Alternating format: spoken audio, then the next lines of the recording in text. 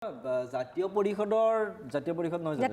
পৰিষদৰ মুখপাত্ৰজনে প্ৰথম কথা আত্মবলিদান কি বিজেপিয়ে বুজি নাপায় ফাৰ্ষ্ট মই তেওঁক কওঁ আত্মবলিদানৰ সংজ্ঞা বিজেপিক নিশিকাব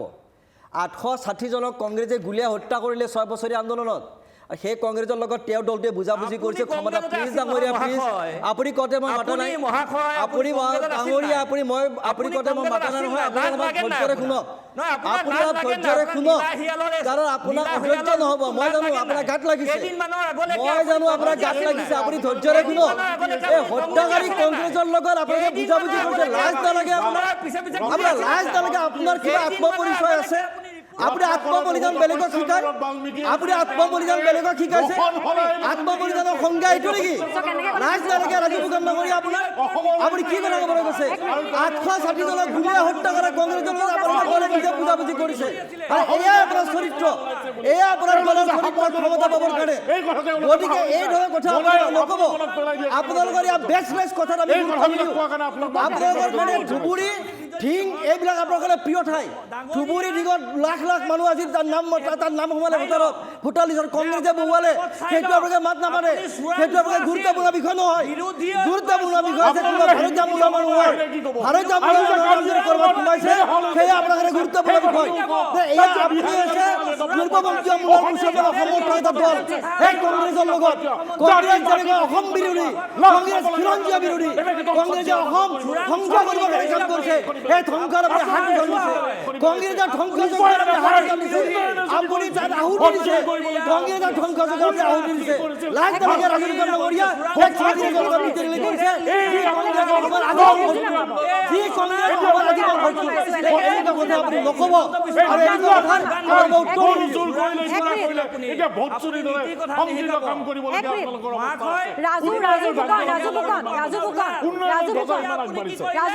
ৰাজু ফুকন মই আপোনাক অকণমান ৰ'ব প্লিজ দিলীপ শৰ্মাৰ আপোনালোকে প্ৰত্যুত্তৰটো লৈ লওক তাৰপাছত মই আকৌ আপোনালোকৰ ওচৰলৈ আহিম আপুনি কৈ লওক তাৰপাছত মই আকৌ আহিম মই এটা কথা কৈছোঁ যে কোনোবাই কৈ থাকিলে মই শুনি থাকোঁ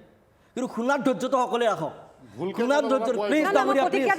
মই চেমুলি আপোনাক অনুৰোধ কৰিম দৰকাৰ হ'লে 2 মিনিট কাটিব কিন্তু এই কংগ্ৰেছৰ জনক দিব পাৰিলে তেওঁক লৈ এদিন 1 ঘণ্টা শ্ব' কৰক আমি চাম কংগ্ৰেছৰ এই ধৰণৰ কথাবিলাক ভাল নালাগে মই বেলেগে কৈ থাকিলে আমাৰ সন্মান ধৈৰ্য আছে আমি গণতান্ত্ৰিক ব্যৱস্থাক সন্মান জনাওঁ কিন্তু যিসকলৰ গণতন্ত্ৰৰ প্ৰতি শ্ৰদ্ধা নাই সেইসকলে কথা সহ্য কৰিব নোৱাৰে প্লিজ ডাঙৰীয়া প্লিজ মই বাৰম্বাৰ কৈছোঁ আপোনাক প্লিজ বাৰম্বাৰ কৈছোঁ আপুনি তেখেতক বন্ধ কৰক আৰু নহ'লে তেখেতক এদিন গোটেই দিন 24 ঘণ্টা আমি তেখেতৰ কথা আপুনি আৰু ক'ব নালাগে ভাৰত আপোনালোকে কি গণতন্ত্ৰ ৰাখিছে ভোট চুৰিৰ দৰে কাৰ্য কৰিবলৈ আপোনালোকে গণতন্ত্ৰৰ কথা ক'বলৈ চৰম লজ্জাজনক কথা কৈ আছে আৰু আছে নেকি ৰূপাক দাসৰ চাগে হৈ গ'ল বা পিছত সময় এটা দি দিব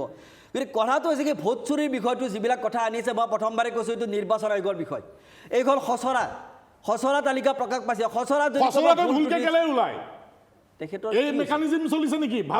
মই ৰূপক দাসক অনুৰোধ জনাইছোঁ আপোনাক এদিন সময় দিব আকৌ আপোনাৰ দৰে বিজ্ঞাপনৰ কথা শুনিব আমাৰো মন আছে এতিয়া আপোনাৰ কথা শুনিব মোৰো বহুত ইচ্ছা আছে মই শিকিব পাৰিম ভাই আপোনাৰ পৰা এতিয়া আপুনি কথা কৈ থকা নক'ব আপুনি এনেকুৱা আচৰণ নকৰিব প্লিজ আপুনি এনেকুৱা আচৰণ নকৰিব আপোনালোকৰ যে হতাশাৰ বহিঃপ্ৰকাশ হৈছে এইটো অসমৰ ৰাইজে কথা ক'বলৈ নিদিয়ে এই আপোনালোকৰ গণতান্ত্ৰিক ব্যৱস্থা আপোনালোকক সন্মান জনাবলৈ আমি আপোনালোকক শ্ৰদ্ধা জনাওঁ আমি বিৰোধী দলৰ প্ৰতিগৰাকী মুখপাত্ৰক আমি শ্ৰদ্ধা জনাওঁ তেওঁলোকৰ কথা আমি শুনো আমি তেওঁলোকৰ কথা শুনো আমাৰ শুনাৰ ধৈৰ্য আছে কিন্তু আপোনাৰ দৰে মানুহৰ চিঞৰ বাখৰ কৰি ইয়াত পৰিৱেশ বিনষ্ট কৰিব পাৰে কংগ্ৰেছে আপোনালোকক গৌৰৱ গগৈ দেৱব্ৰত চৌধুৰীয়ে পৰিৱেশ বিনষ্ট কৰিবৰ কাৰণে ইয়াত টক শ্ব'লৈকে পঠিয়াই আমি বেলেগৰ কথা শুনিবৰ কাৰণে আহোঁ কোনে কি কয় ৰ'ব কোনে কি কয় আমি শুনো শুনি আমি উত্তৰ দিম এতিয়া আপোনালোকে খোলাৰ ধৈৰ্য ৰাখক কিন্তু মূল কথাটো হৈছে কি এইখন হৈছে খচৰা তালিকা যদি ইয়াত ভুল ত্ৰুটি কাৰোবাৰ আছে স্বাভাৱিকতে নিৰ্বাচন আয়োগক আপোনালোকে তাত জবাবদিহি কৰিব পাৰে বা নিৰ্বাচন আয়োগক আপোনালোকে তাত সুধিব পাৰে বা আপোনালোকে অভিযোগ দিব পাৰে আৰু যেতিয়া এই খচৰা তালিকা প্ৰস্তুত কৰা হৈছিল প্ৰতিটো ৰাজনৈতিক দলৰ এজন BLA 2 আছিল আমাৰো আছিল কংগ্ৰেছৰো আছিল ৰাইজৰ দলৰো আছিল এই জাতীয় পৰিষদ তেওঁলোকৰ চাগে এইবোৰত সংগঠন নাই তেওঁলোকৰ হয়তো নাই বা ৰাইজৰ দলৰ নাই মই নাজানো কংগ্ৰেছৰো এইবোৰ এৰিয়াত আছে নে মই নাজানো যদি আছিল তেওঁলোকে সেইখিনি সময়ত 42 সহযোগিতা কৰিছিল নে নাই সেইখিনি সময়ত 42 জনক সহযোগিতা কৰিছিল নে নাই BLA 2 সকলে হয়তো তেওঁলোকৰ মেম্বাৰ নাই তেওঁলোকৰ মানুহ নাই সংগঠন নাই অসুবিধাত পৰিছে এতিয়া যদি কৰবাত তেনেকুৱা অভিযোগ আছে আপোনালোকে কমপ্লেইন দিয়ক সেই কমপ্লেইনটো আপোনালোকে বিজেপিলৈকে টানি আনিব আমাৰো কমপ্লেইন আছে নিৰ্বাচন আয়োগৰ ওচৰত ভাৰতীয় জনতা পাৰ্টিৰো কমপ্লেইন কনফিডেন্স আছে আমাৰো ঠিক আছে, ৰাজু ফুকনে কিবা আমাৰো এটা কৈছে, আপত্তি আমি আছে শুনি লওঁ। এতিয়া আমাৰো আপত্তি নিৰ্বাচন আয়োগক আমি জনাম আমাৰো আপত্তি আছে এই খচৰা তালিকাৰ ওপৰত আৰু সেই খচৰা তালিকাৰ আপত্তি আমিও নিৰ্বাচন আয়োগক জনাম আপুনি মনত ৰাখিব নিৰ্বাচন আয়োগৰ স্বতন্ত্ৰ সংস্থা আপুনি ধুবুৰী ঠিঙত কি হৈ আছে সেইটো খবৰ ৰাখক সেইটোতো কংগ্ৰেছে বহুৱালে আজি কংগ্ৰেছে ইয়াত লাখ লাখ মানুহক ইয়াত নাগৰিকত্ব দিলে ভোটাৰ তালিকাত নাম উঠালে আজি অসমৰ আধা অংশ তেওঁলোকে লৈ গুচি গ'ল কংগ্ৰেছ তেওঁলোকৰ পৃষ্ঠপোষক কংগ্ৰেছে তেওঁলোকৰ সহায়ত ভোট বেংক বনাইছে কংগ্ৰেছে তেওঁলোকৰ সহায়ত ক্ষমতা দখলৰ অংক দেখিছে আৰু সেইটোত সহযোগিতা কৰি আছে সেই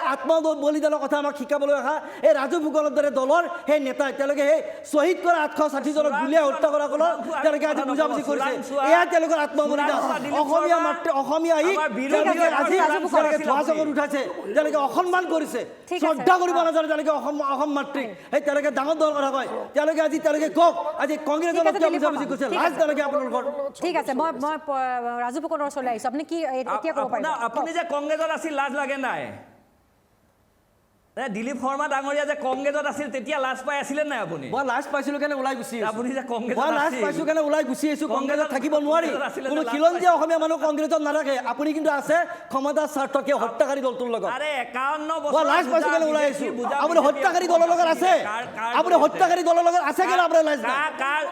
কাৰ জৰিয়তে 51 বছৰৰ বিদেশী বুজা জাপি দিলে তাৰ পাছত আপোনালোকে আকৌ বিদেশীৰ কথা ক'বলৈ আহে যে কাৰ জৰিয়তে 51 বছৰৰ বিদেশীৰ বুজা দাপি দিলে বিজেপিয়ে তাৰ পাছত আপোনালোকে বিজেপিৰ কথা প্ৰবক্তা হ'বলৈ আহে